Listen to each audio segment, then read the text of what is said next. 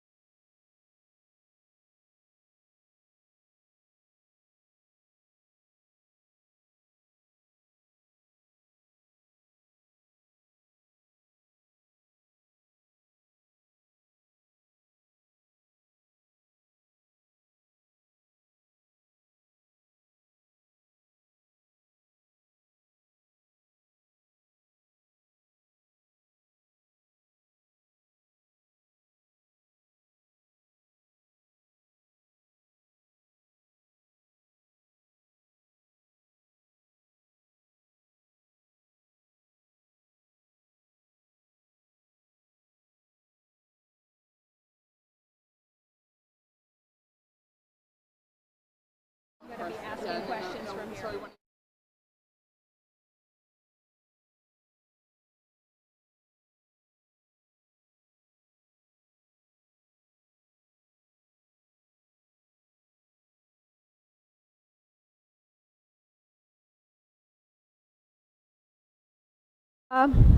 Good afternoon. Oops. I don't know. Is it on?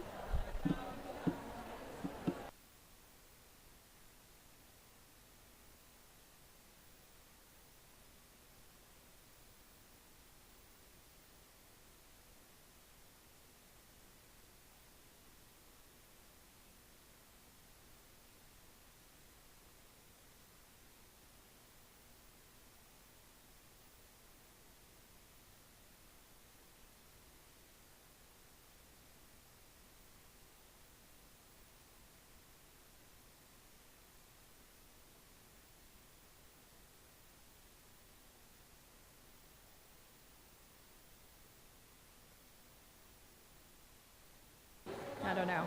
Ah, there we go. Good afternoon, everyone. Welcome to the Climate Education Hub. My name is Kathleen Rogers. Today we're holding a really important panel discussion. It's the Climate Education Policy Showcase. It's hosted by MOCCOP, the UK Department, big difference, of Education, the British Council, and Earth Day. My organization, earthday.org, has been involved in climate education for over 53 years. Actually, it wasn't climate education back then, it was environmental education. And after the first Earth Day, the United States passed the first Environmental Education Act within days of the first Earth Day, but it was never funded. So over the years, we have been the voice crying in the wilderness, along with many people, about the importance of climate education and environmental education, principally because we think it's the missing link in our environmental advocacy. So I'm a lawyer. I've been involved in litigation, regulation, policy for my many years as an environmentalist, but I have come 180 degrees to believe that climate education literacy equals jobs, it equals innovation, it equals civic engagement. And I'd also like to say before we start that if it weren't for the British government and the Italian governments, the progress we have seen at this COP would not have happened. So I can't thank the British government enough for what they've done to promote climate literacy. I also believe that climate literacy is the key to creating an equitable, fair, just, global green economy, particularly for the global south, because I've seen over my many years that without education, there are no opportunities to create this wave of people who can change the way things are. And education for me is the way to change those things. So I'm very pleased to be the moderator here with this incredible panel. I deeply believe in what they're doing. So welcome. And at the end, if we have time, we'll entertain questions from the audience. Just 1 second. So this is a collaboration of young people, policymakers, and how they've collaborated to develop climate education in their own countries. We hope this event will teach you the range, or learn about how the range of countries have made progress on this issue, to learn how policymakers have been working with youth on education policy changes, create ideas and networks for continued collaboration between education and environmental ministers in each country, nationally and internationally, and leading to a better climate education, and of course, with the participation of youth. I'd like to invite the speakers later on to introduce themselves and with where they're from, their name and organization, and what their role is. We are going to begin today with Kilo Uchundu, who's going to be making an opening statement. If I said his name right, I'm terrible with names, so Kilo, come up and speak.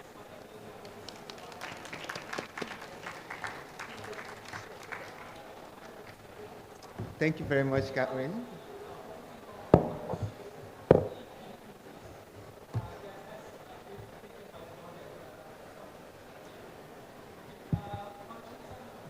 Hello, everyone. My name is Kelo Uchendu from Nigeria, and I'm the campaign coordinator for MOCOP.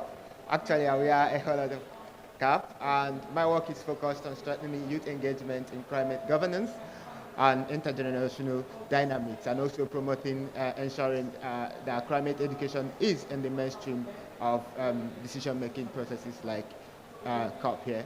For a bit of a background, MOCOP is an international youth-led campaign that brought together 330 youth delegates from over 142 countries in 2020 when COP26 was postponed, and we brought together 330 delegates to continue these conversations to fill the void created by the postponement of COP26. And over the years, we created a series of treaties that supported those young people to run local-led campaigns to collaborate with policymakers in their respective countries to advance those treaties. And core to that treaty is climate education. Why are we now gathered here today? I think the primary reason why we're gathered here today is because young people need climate education. About 92% of young people have agreed and stated that sustainable development is something that all schools and universities should actively incorporate and promote. This was further explained by a 2021 UNESCO survey that shows that about 46% of national policies excluded climate, mentioned only 46% of national climate policies mentioned climate education. And when climate change, and when you talk about biodiversity, this figure is only about 14%. Now, what is the demand? What do we want to see happen? We have a series of acts that we've put together that we think will set the roadmap of what meaningful, inclusive climate education looks like. And this includes that young people are calling for integrated access, gender equal climate education across all educational systems in every country. This should be based on up-to-date science to convey the urgency of the climate and ecological emergency, include the importance of climate justice and solutions, and including the practice of indigenous people to help mitigate eco-anxiety in young people. Links should be made through climate educations to green jobs and career, learners' resilience, and the need for adaptation. We encourage government to invest in reskilling educators to commit to periodically updating curriculum resources in line with science. there should be continuous training on climate through formal education, including tertiary and non-formal education, and across all disciplines. It should also be ensured that no student missed out on climate education and is integrated through all communities and groups, including indigenous communities, as well as the different ethnic groups and tribes, with changes adapted to age and region. It has been great to be part of organizing this climate education showcase. You'll be hearing with some of the amazing young people that we've worked with over the years to learn about some of the amazing work they've been doing in their respective countries. But it's also more of an intergenerational dialogue, because we also get to hear with senior representatives representing the different decision makers and different foreign policy offices in their respective countries, and how they've also made progress in climate education. I think I will conclude with this and then sit to listen to other fellow young people. Thank you.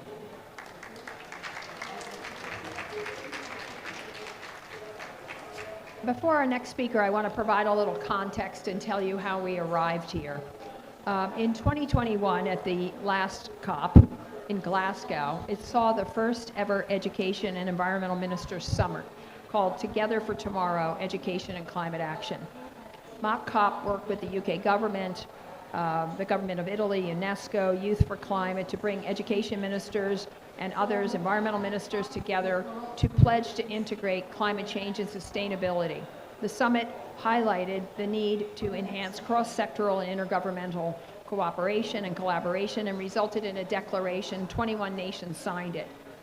The summit also built on the Berlin Declaration on Education for Sustainable Development, the Ministerial Roundtable on Climate Change, the pre-COP Youth for Climate event in Milan, where I really was introduced to many, many leaders.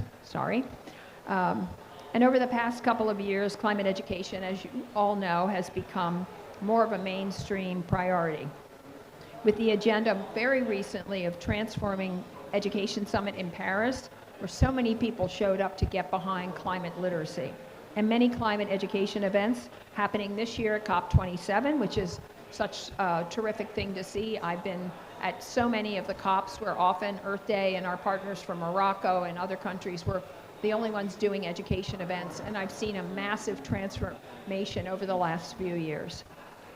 So over the past few years, Earth Day's also been very involved with governments, with NGOs, and we created a petition now signed by over 400 million people. Of course, 230 million of those people came from unions, which is a real testament to their desire to see education and jobs connected. We have the president of Microsoft calling for K-12 climate literacy in every classroom. Why? Because he knows that he needs the workers of tomorrow, and he's not seeing them coming out of many education systems. And finally, Education International has been a key partner. They represent 35 million teachers who were the first group to sign on to our petition. So we have individuals, faith groups, mayors, governors of states, leaders from all across the world signing on to this petition. And the fruits of our labor are here with you today, seeing this great audience. We're extremely happy of the progress that we're making. And now I'd like to bring Madeleine Ansell, Director of Education at the British Council, who's also played a major role in where we are today. Thank you.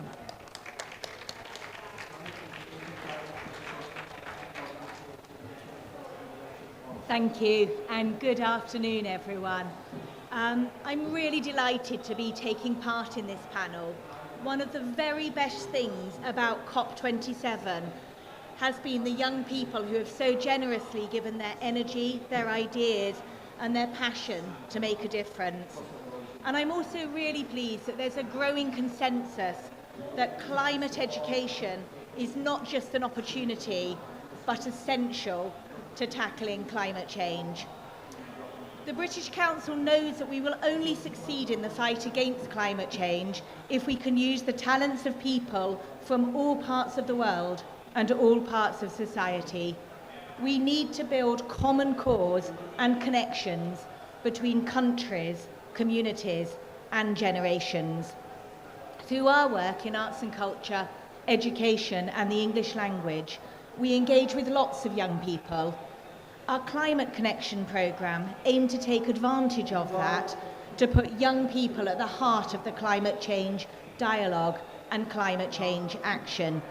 And this includes supporting children and young people to gain the skills, experience and connections that they need to make their voices heard.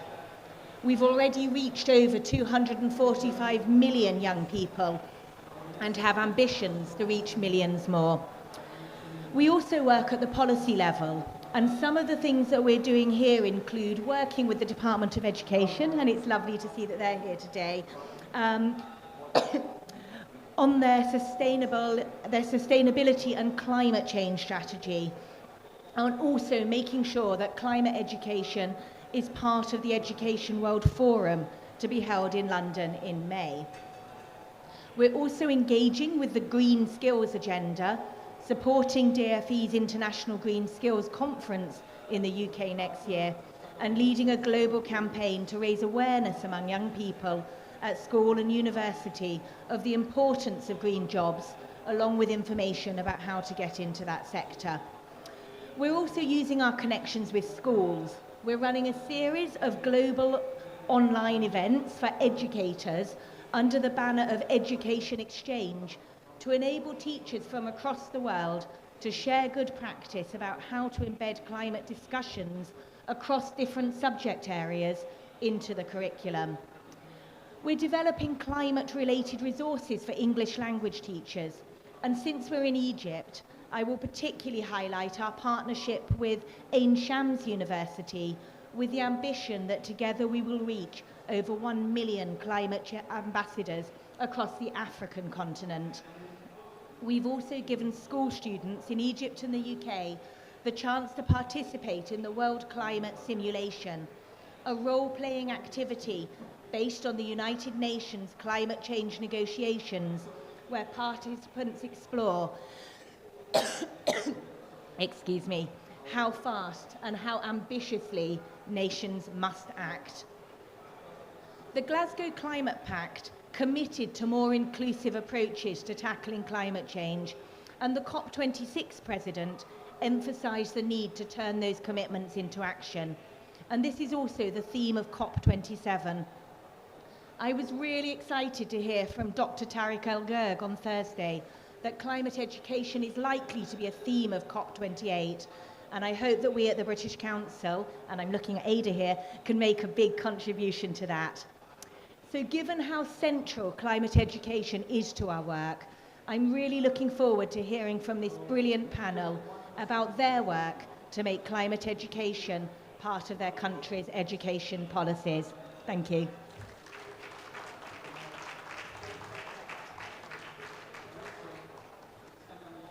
So the format for today will be that we'll have 3 interventions and conversations with Finland, Liberia, and the UK. Before I go there, I want to just say what we believe climate literacy is. In the United States, and this is true also in Great Britain and in parts of what is now the EU, there was no mandatory education for anyone until the Industrial Revolution. And it only came about because the industrialists of the time in the 1800s did not have workers. So the United States, Great Britain, and many other countries instituted formal regular education through 8th grade in order to provide workers. They were very smart. The same thing happened around the world, but particularly once again in the EU, United States, a little bit in Canada, where the United States in particular spent billions of dollars when they recognized that they wanted to be in the lead in technology, and they weren't. Japan was ahead of us, other countries were moving ahead of us, so they put billions of 1980 dollars into transforming our education system so that everyone had to graduate from high school knowing something about computers and other issues that were related. I think the time is now for us to do the same thing. This environmental and green revolution is upon us. Every country needs to know that if they don't take advantage of what we're all talking about today, they will be left behind. It is critically important that we build this economy so it is shared equally with everyone. And that's why we're really excited to be here today with many different countries talking about, I have such a problem with microphones, it's just, It's always my problem. So we would first like to introduce our two of our people from Finland. The first is Maija Kymäläinen, who's a Finnish mock COP delegate, and then we'll have by video Li Andersson, Education Minister of Finland. So Maija, would you like to go first? I think she's going to sit there and use her microphone.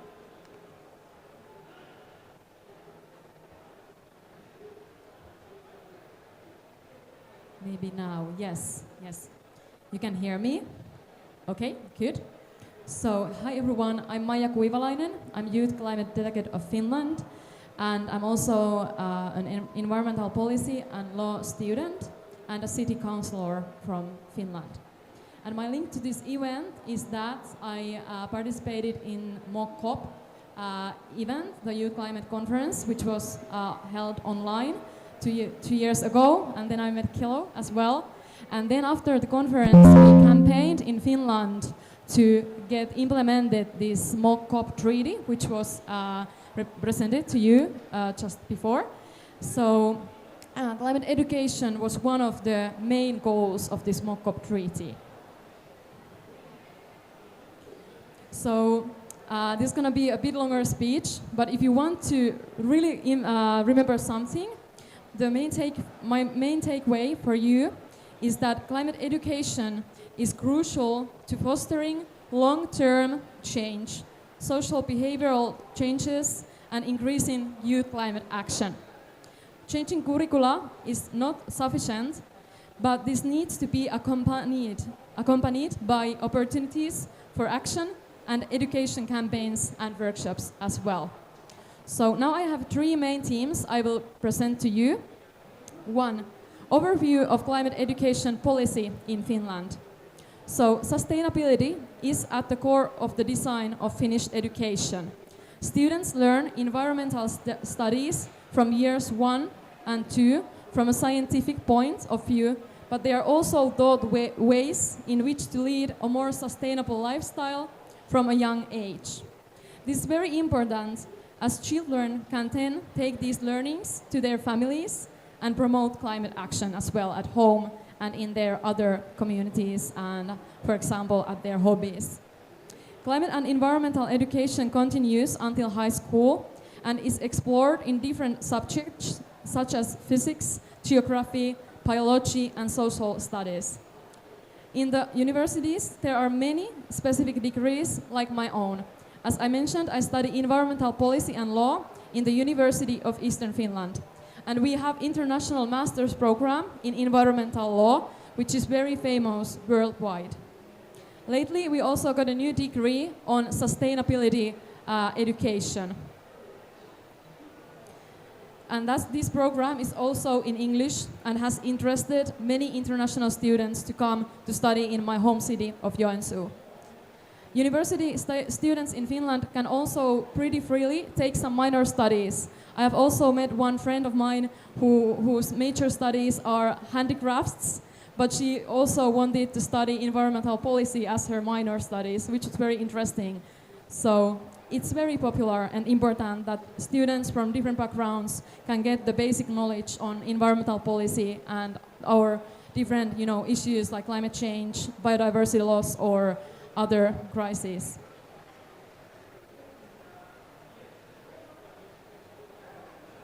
The environmental sustainability or climate-related courses and degrees are overall getting more and more popular. For example, our independent future fund, Sitra, in Finland has had many projects during past 10 years to bring basic info on climate change and circular economy, especially, to all levels of education. The aim has been that circular economy and sustainability need to be involved with all the education, not to be separated. This is very important. The independent fund Sitra also was the main sponsors of the Youth, Nature and Climate Summit we held last year just before COP26 in Finland. Around 400 to 500 youth from Finland participated this event online and physically, and then they learned a lot, built network, had good discussions with our experts from different fields, and also gave their demands and our advice to COP26 for us youth climate delegates to deliver when we attended. So too, importance of nature and climate in our culture, and as well a social environment that encourages climate action. An educational system and overall national culture in Finland that holds nature and climate as very important. In Finland, children are encouraged to play outside. Schools often take children out to nature, and people are very connected with nature environments.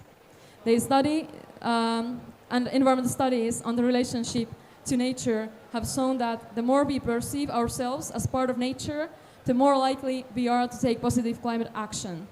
I have two examples outside the official education system as well. So the Scouts in Finland, they also are very famous worldwide. They are the largest youth organization in Finland with 60,000 members from all over Finland.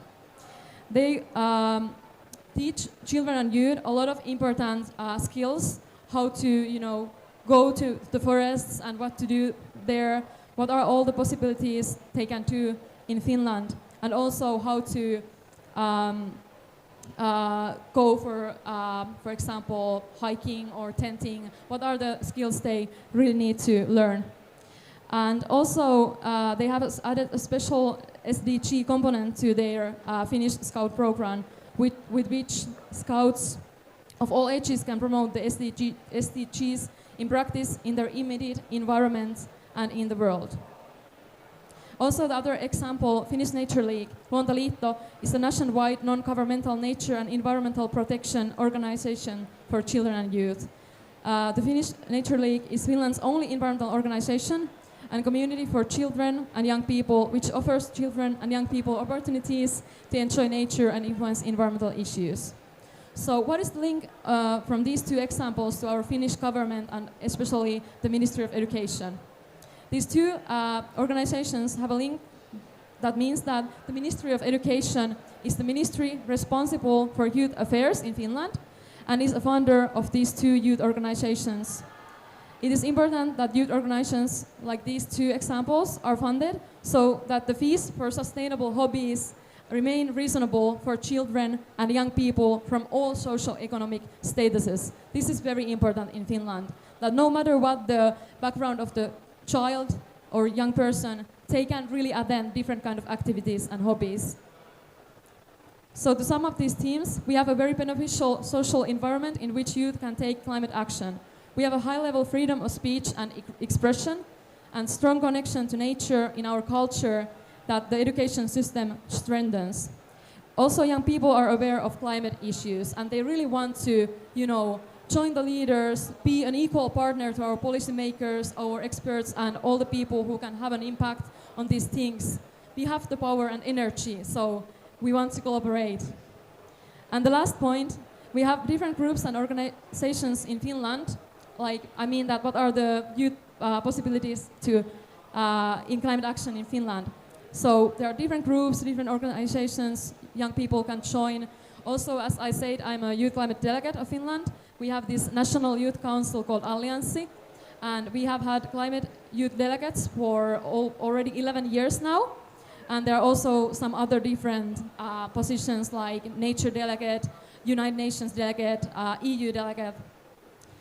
And also, young people seem to be more involved with political youth organizations and politics overall, which is super important. This is my last main take, because we are in a hurry to tackle climate crisis and other planetary crises. And the decisions need to be made in politics, in all the levels, as soon as possible. We have only this decade. This is the decade of action. And for example, I'm a city councillor myself, and I'm also running for the Finnish parliament next spring, when we will have the next elections coming. And we need more young people to become members of the Finnish parliament as well, as our educational minister, Li Andersson, is going to speak soon to us. She's a role model to all of us, amazingly talented and young minister who leads the way for us to more sustainable communities, educational systems, and young people to join the lead to make the changes happen and to save the future. I apologize for my long speech and thank you for your attention. We're now gonna use video. It's coming. Dear young experts, ministers and representatives, dear participants of the Climate Education Hub. I wish to thank MOCCOP and the British Council, the UK Department for Education and Earth Day for making this important event on climate education possible. The COVID-19 pandemic has yet been another example of the interlinked complexities of the global challenges affecting us all. Climate change and the loss of biodiversity amplify the risk of pandemics that hit those harder who are in vulnerable positions, including girls and women. During the last decades, we have fundamentally altered the planet's biospheric system, and majority of the 9 planetary boundaries are crossed every year. Change is needed, and education is a core part of this change. This call to action was also emphasized at the UN's Transforming Education Summit in September. Education needs to contribute both to human and planetary well-being and to sustainable development. Finland is committed to integrate ESD in all levels of education. Through continuous learning, citizens are equipped with future skills and competences to learn for our planet. This also supports our efforts in becoming the first carbon-neutral welfare society by 2035, as well as a leading country in gender equality. Dear friends, climate change mitigation affects every aspect of society and every generation. Yet, the youth, in particular, are our best long-term guarantee for a better future. In Finland, we want to ensure that all citizens are equipped with the necessary future skills. The government is investing heavily in continuous learning, science and innovation, and aims to raise the educational level of society as a whole. As a part of these efforts, we have recently extended the minimum school leaving age to 18 years. In Finland, ESD is integrated in all levels of education. Our national core curriculum for general upper secondary education was recently updated with a strengthened attention on climate action. The higher education institutes have announced their commitment to integrate sustainable development extensively in the degrees provided. It is therefore important that schools and educational institutions are able to provide adequate knowledge and skills to deal with the climate crisis. Effective and research-based sustainability education helps to focus children's and young people's concerns towards action to tackle the crisis. Action is the best remedy. A crucial part of the coordination is to support education providers and the whole community, including civil society actors and NGOs, in the transformation towards an ecological and sustainable lifestyle. As to Finland, Ministries of Education and the Ministry for the Environment, in cooperation with the relevant agencies, promote environmental education together. They also give state subsidies to educational institutions and to NGOs for them to carry out their environment education projects. The Ministry of Education and Culture, together with the National Agency for Education, have also launched a broad climate and sustainable development education project. The project supports the change in the operating culture of primary and secondary schools towards a more ecologically sustainable way of life and strengthens pupils' and students' skills in mitigating climate change. In addition, a wide development program for green transition in vocational education has recently started in Finland to support the realization of the Global Agenda 2030 and especially to respond to the challenges posed by climate change and nature loss in the operations and operating culture of vocational educational institutions. It is important to guarantee a competent workforce that can meet the challenges of the time. In this context, also higher education institutions and research institutes have naturally their own important role to promote climate change-related research and offer the best possible education. Today, the main question is no longer whether climate change is taken seriously in various educational institutions and in society in large, but whether we know how to act best together and how to encourage each other in a meaningful way. There is still something to learn for all of us, and one of the challenging lessons is to make a shift from learning about the world to learning to become with the world. The ability to give mutual support is closely connected to keeping up hope. We must believe that we can solve even the most difficult challenges together. We must continue to believe in a better future. However, I would like to emphasize that creating a positive narrative is in fact the responsibility of all of us. The message of hope helps us, the adult population, young and children alike, to believe in a sustainable future and to take actions to achieve it. Let us continue our common work for a better future with confidence. She was great. I have long been an admirer of the Finnish system of education. In fact, you have to be very, very smart and at the top of your class if you want to be a teacher in Finland. I'm not 100% sure I would have qualified to be a teacher. I'd like to next hear from Liberia. We have two terrific people speaking today. The first is Ezekiel Nanfor, Liberian MOCOP delegate. And then for government action in Liberia, Professor Wilson K. Tarva, who's the CEO and Executive Director of the Environmental Protection Agency of Liberia. Thank you.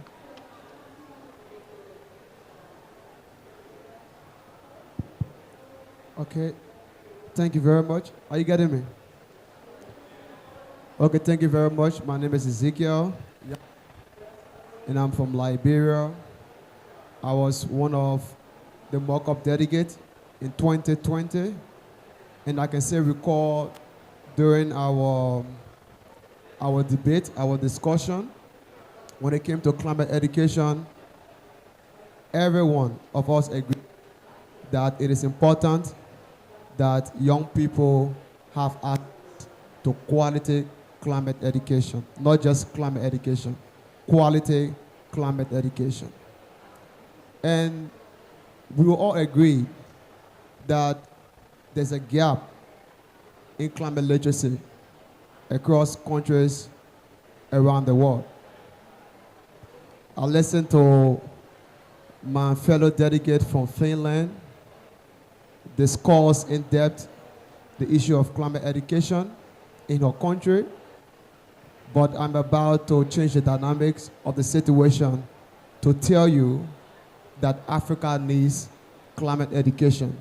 And especially Liberia, it is important that we take climate education seriously. As young people, I work for the Liberian Youth for Climate Action, and we are the champion of climate literacy in Liberia and Africa at large. Kilo Witness and other from FDA.org that will work with FDA to develop the Africa Climate Ambassador Toolkit, a resource material to promote climate literacy in Africa and especially Liberia. And thanks to FDA.org that they were able to help us to edit this toolkit. This toolkit is so important that our government can use it to incorporate topics on climate education. And it contextualizes the situation that we face in Africa. How can we promote climate education when the issue of finance is a challenge all across the world? We cannot develop a quality climate education material policy when government have challenges on developmental issues. We push climate literacy in our country, and let me just state the fact very clear that Liberia is prepared and ready to incorporate climate education. I'm saying it from the youth angle, my father and uncle and mentor here will say it, because that's how we call them in Africa. We respect them as our fathers and uncles. But make it very clear that Liberia is ready, and we need the support from the British Council. I listened to the Director of Education from Great Britain. We have the British government, the British Embassy in Liberia, who are prepared to help us when they make a recommendation. And our Ministry of Education is willing to work with the British government and Finland to make sure that we bridge the gap in climate education. We have worked with young people across Liberia to make sure that we establish green clubs in school. I was discussing with one of our country high-level delegate, and Liberia has been able to develop a green curriculum for clubs, not high school. And I can say this, that with the support of Great Britain and Finland and developed nations, we are also prepared to buff up the effort to carry it at the curriculum level. And the Liberian youth, the Ministry of Education in Liberia, the Ministry of Environment in Liberia will co-develop and create a climate-conscious, sensitive, and youth-driven, lifelong climate education curriculum for our country. We cannot do this without funding. We will discuss yet from today, the time forward, as long as the funding is available. Liberia is ready and prepared to develop a curriculum that will promote climate literacy from primary, secondary, and tertiary.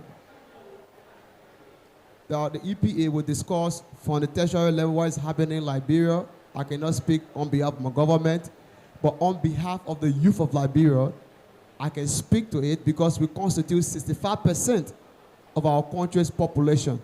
So therefore, when I speak, it means more than half of our country population has spoken. And 65% of the youth of Liberia today at COP27, this high-level panel commit themselves to working with our government to develop a climate-sensitive curriculum, and also ask all countries, high-level people who are here today, the British, I will keep calling the British because they are champions of climate education, to help train teachers. We are focusing on students. Who will teach the students this climate education? We have to incorporate teachers in this process. And incorporating teachers, from what Kilo has said, from our mock-up declaration, it is clear that teachers are unprepared to teach climate education because they don't have the knowledge to do so. So when we incorporate teachers, students, and parents, it makes it very easy to foster actions for climate empowerment. At COP27, I'm following the negotiation on action for climate empowerment as a party delegate, which of course tells the world that the Liberian government, the EP of Liberia, has already taken the bold step to involve young people in the negotiation processes, which of course, I'm a very clear example that I am in the room and I know what was discussed, and from our negotiation processes, we have come up to say that we need climate education. Thank you very much.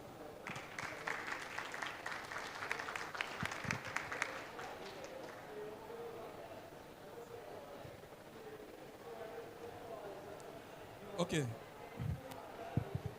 Thank you very much. My name is Ben Camo. I'm the Chief Technical Advisor to Professor Wilson K. Tappet. Apparently, he has other important engagement, but he has mandated me to represent him here. And indeed, he's honored for the invitation extended to him. Allow me to recognize my boss. You know, I have two bosses. He's Dr. Julius Sawolo Nelson Jr. He's the president of the University of Liberia. Now, this is my 17 cups. And for me, this cup, there are two things I recognize as it relates to the exhibition. Two outstanding things: the Youth and Children Pavilion and the Climate Education Hub. You know, when I come to COP, I love to go all around to see what countries, institutions are doing. Liberia, being a least developed country located in sub-Saharan Africa along the west coast, a country that is endowed with natural resources, a population of 4.5 million, and when you look at the literacy rate of the country, you have almost more than 60% of the population cannot read and write. But we are faced with a global challenge, the issue of climate change.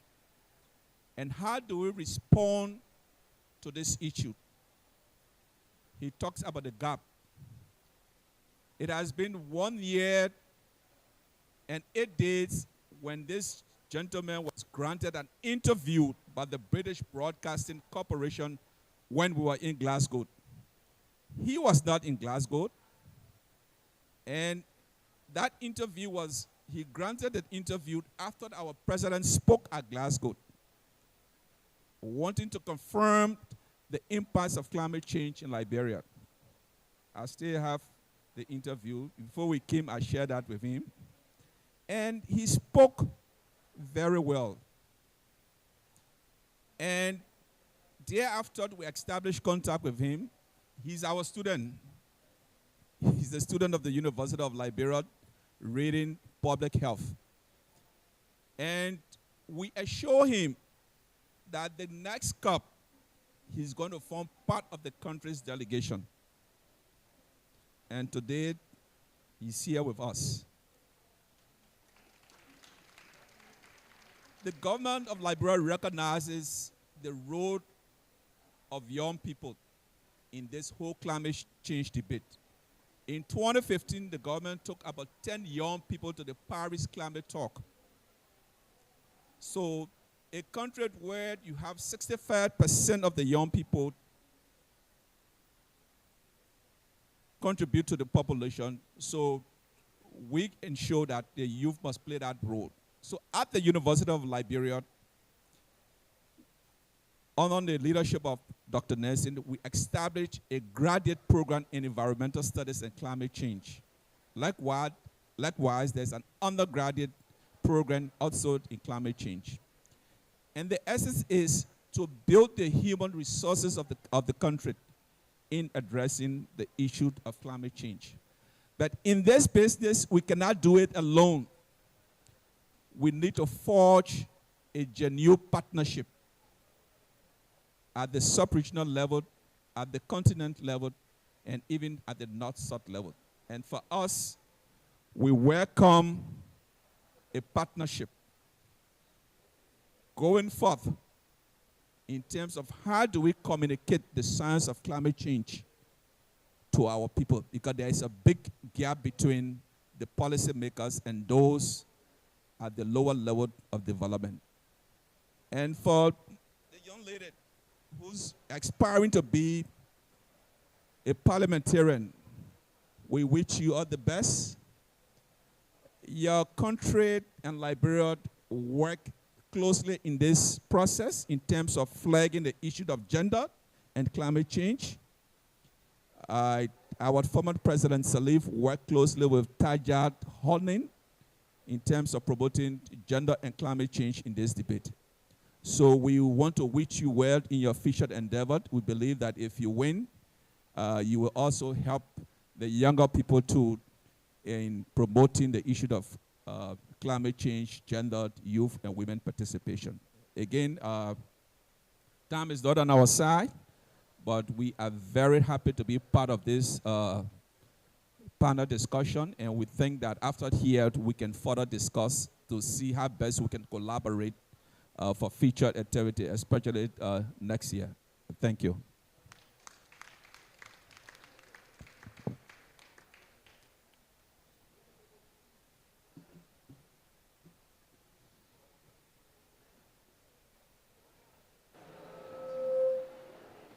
Thank you very much. A couple of really important points were brought up here, and the most important of which, in my view, is finance. As some of you may know, the Global South receives less than 4% of its funding for education from outside of their own countries.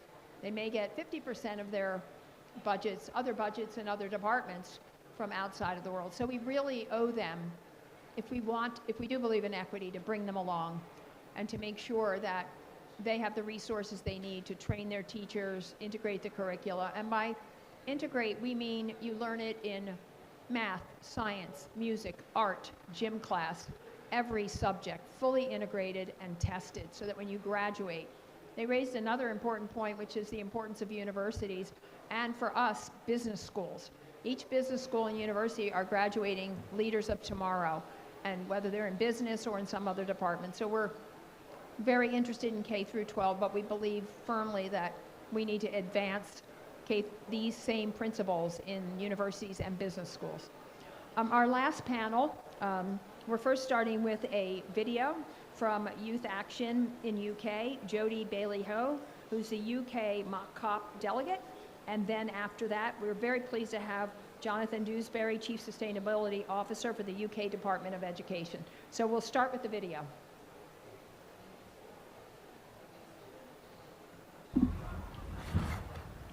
My vision for climate education in the UK is for it to be integrated, mandatory and assessed.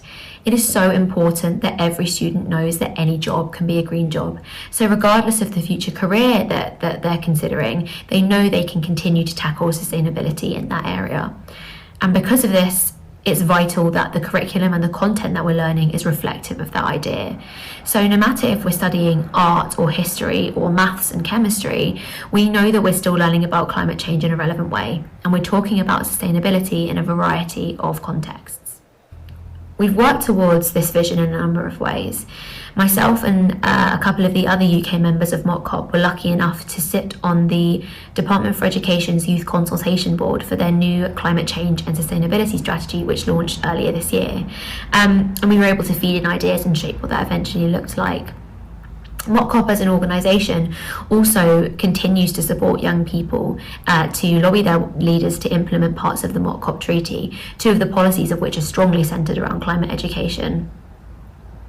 And as a follow-up to that, really ties in nicely, we've managed to relaunch and scale up our project Teach the Teacher, which essentially brings students into their own classrooms to give their educators a workshop on climate change, with the aim that teachers feel more adequately equipped to bring climate change into their own lessons. And we think that's been very successful. We think this has been incredibly successful, like I said. We reached 50 schools in over 30 countries worldwide, and obviously it's amazing to spread climate education so far on a worldwide scale. But for each of those schools, there's been 1 or 2 or 3 students that have been empowered enough to stand up in front of their teachers and talk about climate change, which is so powerful in and of itself. It's taught us many, many lessons though. I think one of the biggest things that we've learned is that climate education has to be a partnership first and foremost. Between students and teachers, yes, it's so important to listen to the wants and needs of young people. And that's what we should be doing when we're developing resources in a curriculum and the content and what we should be learning. We should be talking to young people to find out what they need. But also between parents and charities and schools. Climate education should be for everyone. And so we need to listen to the opinions of all stakeholders so that we can come to a valuable conclusion, so that climate education can be real and meaningful and genuine. Moving on from COP27, I think will be interesting because I really, really hope that there will be adequate commitments to meaningful climate education coming from the conference this year. But either way, we're going to continue to be having these conversations about climate change, potentially with renewed effort, and we're going to continue to be bringing students into their own classrooms to talk about climate change with their teachers, and we're going to continue to lobby for climate change in the curriculum, regardless of kind of what happens here. But it's really, really exciting, and particularly with the support of the Children and Youth Pavilion, really hope to bring these issues again to COP28 next year.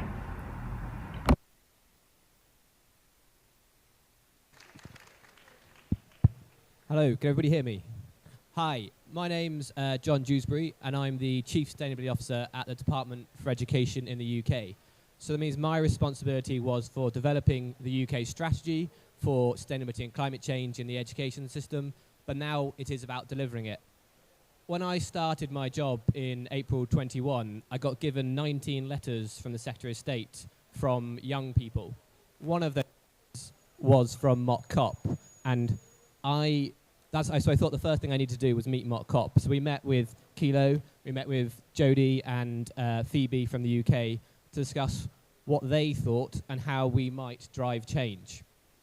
The thing that struck me from that conversation is the government can't do this alone. We can't make decisions in a policy ivory tower. We should do it in partnership.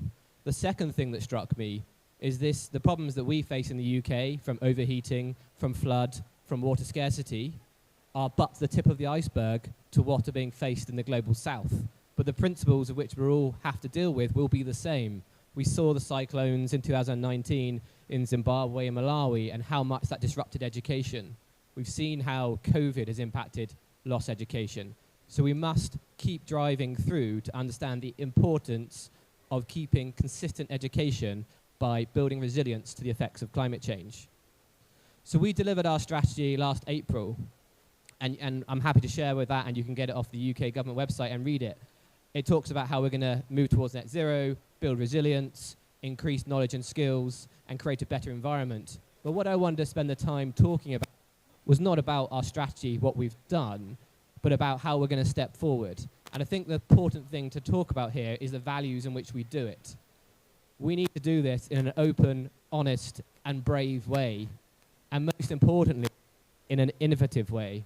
We can't use the same methods we've used to create policy and create change that we've historically tried. We need to do it in a different and more fundamental way. So we in the UK are committed, as we were when we developed our strategy, to involving youth, educationalists, teachers, civil society, environmentalists in the delivery of our strategy. Now we're open to how that works, and we've started having conversations with young people in the UK about exactly how they want to be involved in the delivery. How will they hold us to account to make sure we deliver what we've written down in our plan? That's our commitment, but what is our vision? Now, our vision is that we connect people with nature through the influence of the education system. If anyone's seen Professor Dasgupta's report, it shows that young people's connection with nature massively decreases from the age 12 onwards. If we don't have a respect, an engagement, and a connection with nature, we don't have much chance of protecting our environment. So we are pushing the concept of the National Education Nature Park in the UK, which is the idea that we bring all schools and colleges and universities and early years or nurseries together, so their land to be considered virtually as one. We have the size of a national park. We want to empower young people, local communities, to then change the makeup of those sites, to rewild them and increase the biodiversity of those sites. In doing so, we will reconnect with nature, and they'll encourage their local communities to reconnect with nature. Alongside that, we want teachers, parents, governors, and pupils to develop climate action plans, which shows their approach to nature, how they're engaging with the National Education Nature Park, but also sets out their approach to climate education. Climate change impacts us all locally very different. In England, if we looked at Sussex compared to Wolverhampton, the impacts will be drought compared to flood. The same way if we look at Malawi compared to Egypt, the impacts will be very different to what they'll feel locally. And therefore, in our climate action plans, we want a flexibility in how they approach climate education. We want to set out how they will decarbonise and how they restore nature, and most importantly, how they will build resilience to flood, overheating, and water scarcity so they can maintain open education institutions. That's our vision, and we hope that by linking all schools and colleges initially across the UK, and we're happy to work across the world to share that concept and that theory to eventually start connecting across the world, we can start creating a movement and a drive towards a better connection to nature. But I wanted just to finish about the challenge.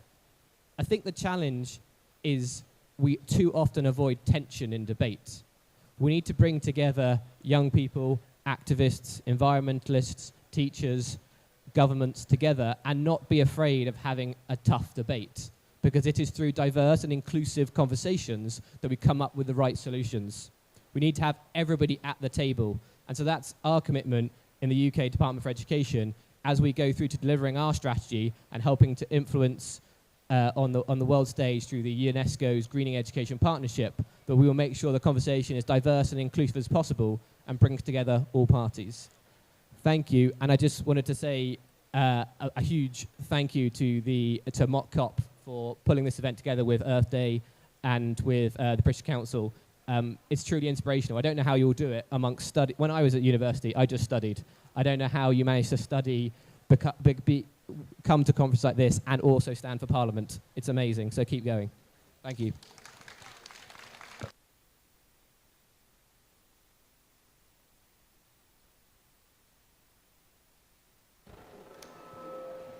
Me and Mike's. We have about 20 minutes left, and we also want to hear 2-minute closing statements from each of our panelists. But so let me start with some questions.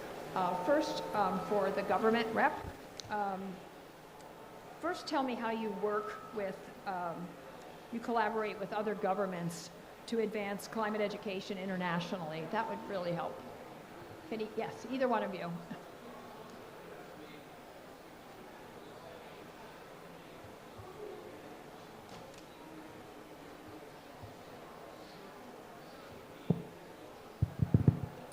Okay, as you may know, Liberia is the least developed country, and in this UNFCCC platform, there is the least developed countries university consortium group, where universities are talking, discussing in terms of developing curricula in the area of climate change. There are countries that are far ahead in terms of setting up programs, educational programs, and there are countries that are far lacking behind. So we engage the University of the Gambia. We engage Salim Hook, if you know Salim Hook, who has been organizing the GEON negotiation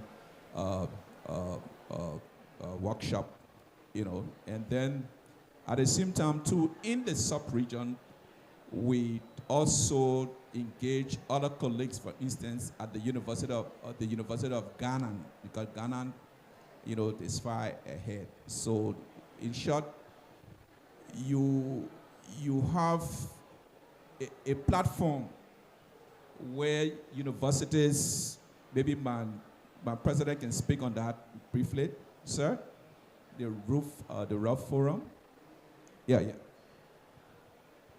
The RUF Forum is an African-based institution that allows university students for graduate and PhD degree. They are coordinated, and they are partnership between University A and University B. Students go from B to A at the fees of that institution, and the partner mother university just support them at that level, and that is going in the STEMS program. Science, technology, engineering, and mathematics, and agriculture. And there are more than 27 students now from Liberia who are in several universities in East Africa, West Africa, and South Africa in that program. So that partnership is happening among African universities. Terrific, thank you. Thank you. You want to answer the question? Thank you. So how does the UK work with other international governments on climate education? So we started our journey with the Italian government and UNESCO at COP26, and we brought together 27 countries to commit to climate education. One of those was Finland, and we worked closely with the Finnish government. And since then, we've worked with UNESCO to build that into the Greening Education Partnership, which UNESCO launched at the Transforming Education Summit in New York in September, and then they officially launched it again at COP27. So we want to be a lead country engaging other countries to sign up to the Greening Education Partnership, which has 4 pillars in it, which is around greening schools, greening the curriculum, greening the community, and driving through to the right skills. Specifically, we're working in partnership. The UK Department for Education is working to partner with our Foreign Office to set out a position paper on the intersection of girls' education and climate education, to make sure that we have a framework for building climate resilience in other countries around the world. And in developing that framework, we work closely with Zimbabwe and Malawi. I think when I opened my statement before, it's a worldwide problem. Absolutely, we have to keep reaching out, understanding cultural, local differences, and working as best we can in an open and transparent way.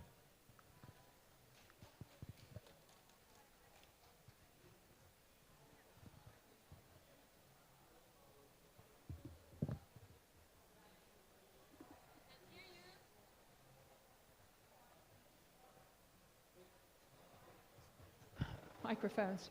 I think that's the watchword of today. I have a question for our youth representatives, and I think this is really important. We've heard about some progress. What are your hopes for the legacy of COP27? And as we move forward, your hopes for the future? You want to start?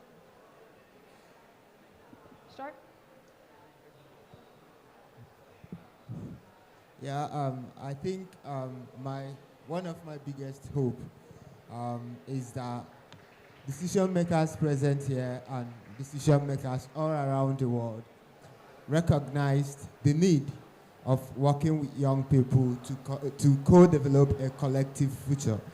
And as we look forward to COP28 next year, I strongly desire that this conversation started here today will progress these conversations, especially around climate education and how we advance this topic. It is very, very important that young people globally have access to up-to-date, solution-based, and region-specific climate education. And this should be co-developed with and for young people. And also to see both commitment from government, both government and non-state actors towards investing in reskilling education, which is very important. And most importantly, at COP28, I want to see another environmental ministers summit. So last year we had one where we bring together environmental and education ministers to make commitment. And we want to see that progress in COP28, which will happen in UAE. I want to see I hope that the UAE government will commit to that, and that we move to get a declaration at COP28 that specifically commits towards climate education. Thank you.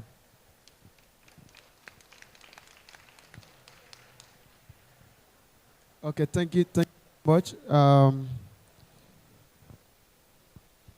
We will always fight for the gap to be filled. We that are from Liberia, the least developed country, our most important priority is that the education gap be filled in. Let the developed country deliver on the 100 billion promise, and that finance should be trickled down into education. Because if we ought to solve the climate crisis, we have to prioritize education. And the most affected is the African continent, which includes Liberia. So in order for Liberia to become climate resilient, it means that the youth of Liberia needs to take charge of climate education. And that cannot happen when they don't have the capacity, they don't have the skills, they don't have the space to do so. At COP27, currently, there are so many young people have been at the Children Pavilion. We have seen our colleagues demonstrating the potential that the young people have. We also want another pavilion to be at COP28 to create a safe space for the young people. I will ask my government openly in this manner that we have to sign, like I was having a conversation with my father, we have to sign the Greening Education Partnership, that Liberia will form part of that partnership as well, so that we can work collectively with the British government, Finland, and other governments who are part of the partnership to collaborate and make sure that the gap between developed and developed nations be filled. Thank you very much. Yes, I think my colleagues here summed up very well already, but to add something more, I think I want from COP27 that we will get science-based commitments and progress in all the sectors we have, additional finance, and especially young people to, be at next COP28 equal partners involved in our national delegations, to be real partners in negotiations, bilateral, multilateral, all the meetings at next COP.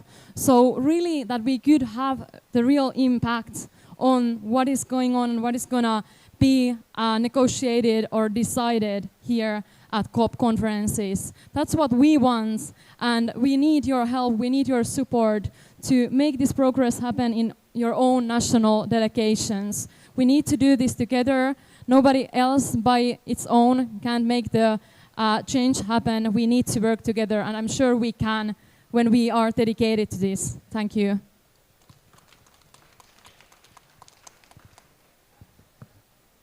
Back up on the stage. So we're almost out of time. I want to let you know that thanks to some great media partnerships with Earth Day, this is being broadcast all over the world. We hope to have hundreds of thousands of people watching today's event. We've had huge luck here with our partnerships, so we're very pleased, and thanks to the media group. So rather than ask for closing statements in the interest of time, I'd like each of you just quickly to give us one call to action that you propose coming out of this event that will lead to a global climate literate population, one that enjoys the benefits of the green economy and engages in civic participation. But one call to action from all six of you, starting with Madeline. Microphone? Yeah, thank you very much. I'm going to be fairly quick, but I just do want to say quickly that attending events like this really cheer me up, because you come to COP and an awful lot of it is about really reminding yourself that action is urgent, that the state that we're in is an emergency. But when I come to events like this and hear the energy and the passion and the skill and the talent of so many young people from around the world, I do think there is hope. In terms of one thing, I think the one that particularly resonated with me, and this is of course a challenge that needs lots and lots of different tools to tackle it, is the training of teachers, the teacher development, so that climate education can be embedded throughout the whole of the curriculum. And I certainly think that at the British Council, that's an area that we can really explore. I think my call to action goes to young people from the mock-up who have been leading exciting work, and also young people present here who have been dedicating hours of work towards building communities of practice, towards accelerating learning and demonstrating what is possible within their respective communities. And I want to say, Aruta Continua Victoria Asata. It's what very well known slangs in Nigeria, which means if the struggle continues, victory will be sure. Thank you very much. my call to action, people will always say this. I keep saying it every event I go for. We need to fill the gap. We need to fill the gap in climate literacy. We are calling for climate literacy for all. For the African continent to become climate resilient, for Liberia to deliver on the Paris Agreement, 65% are young people who are not climate literate. And if we are this fight, we need to become climate literate, and that is by supporting the Liberian government to develop a climate resilient curriculum. Thank you very much. My president wanted to bring some students, and when he asked us, let's look at the airfare coming to Egypt. When we saw the airfare, we said, no, we don't have this. He said, no, I don't think we have this money. Let us reduce the list. Now, in terms of a departing statement, there's a need to increase support in addressing climate education and forge a genuine partnership. And that will help us to address the climate crisis. Thank you. Thank you. I think we've seen from the COVID pandemic and natural disasters the fragile balance between the fragile nature of the education system worldwide. And I think I'd say that without climate solutions, there is no education. And with no education, there is no climate solutions. And therefore, we must have climate education in COP negotiations. And we in the UK will want to support any organisation or country or partner who wants to try and drive that agenda forward.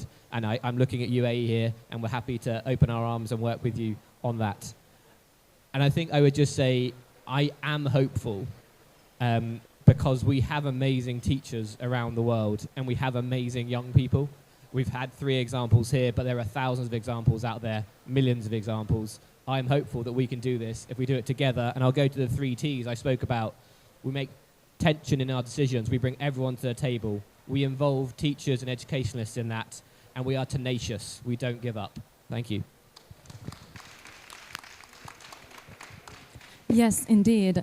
Young people all around the world, we have the knowledge. We are ready for the change. But the problem is that our world leaders, our political leaders and decision makers, they are not. So my call to action is that let's build together in collaboration common database for climate education, especially for our leaders and political decision makers. That's what we need. And also in all the United Nations languages, so that it could be also accessible. Because, for example, I find it hard for myself to speak here in English, especially when I'm nervous. So it's also very important that we strengthen our national language education as well, because you need to understand the language so you can have an impact. That's also super important. Let's do it together. I believe in us. That's my main take as well.